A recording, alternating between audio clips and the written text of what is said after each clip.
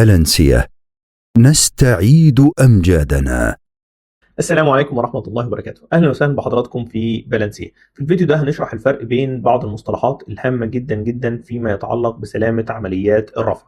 لو حضرتك بتستخدم وأكيد طبعا بتستخدم بعض الليفتنج اكسسوارز عندك، زي مثلا السلينجز، التشينز، الويب سلينجز وغيرها، فأكيد حضرتك بتشوف مكتوب عليها حاجات زي المينيمم بريكنج لود والفاكتور اوف سيفتي والورك لود ليميتس والسيف وركينج لود وغيرها. طيب ايه الفرق بين المصطلحات دي علشان ده بيعمل لخبطه كتيره للناس؟ تعال نبدا بالمصطلح الاولاني. المصطلح الاولاني اللي هو مينيمم بريكنج لود، مينيمم بريكنج لود او الام بي ال. المينيمم بريكنج لود ده هو اقل حمل عنده السلسله او الليفتنج اكسسوري هتنهار نتيجه حمل الشد. يعني المصنع لما بيصنع السلسله دي بيعرضها لاختبار شد، فهو بيشدها كده بيشوف هي بتتقطع عند حمل مقداره قد ايه. تمام كده، وده بيسميه المينيمم بريكنج لود.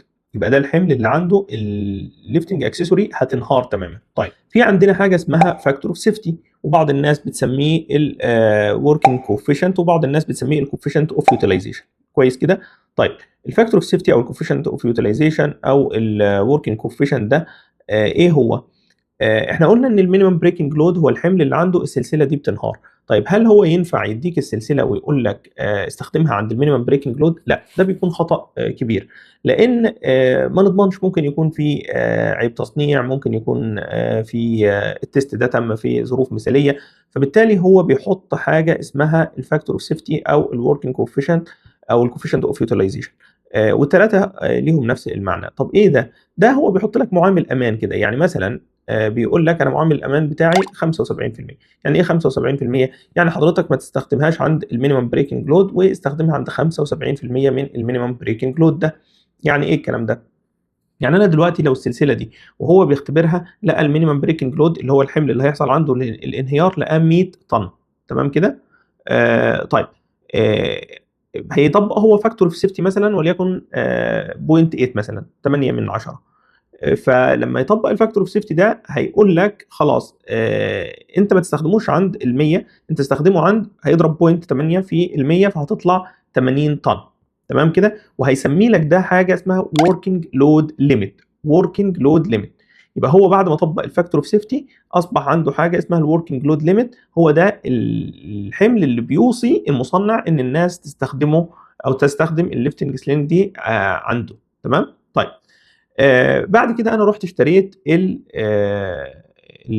السلينج دي، فلما جبتها عندي في الموقع جه خبير مختص في عمليات الرفع وفحص الليفتنج اكسسوارز وقال بناء على النشاط اللي هيتم وطريقه الشغل والظروف المحيطه انا بوصي بان احنا نطبق كمان فاكتور اوف سيفتي.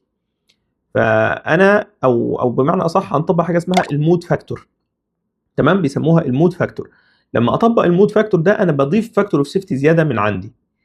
ليه؟ علشان ظروف التشغيليه، انا شايف الظروف التشغيليه معقده، انا شايف الحمل اللي انا هرفعه ده حمل كريتيكال، انا شايف ان في ناس موجوده في المكان فاخاف ان حد منهم يصاب، فانا عايز ازود معامل الامان بتاعي فبطبق حاجه اسمها المود فاكتور.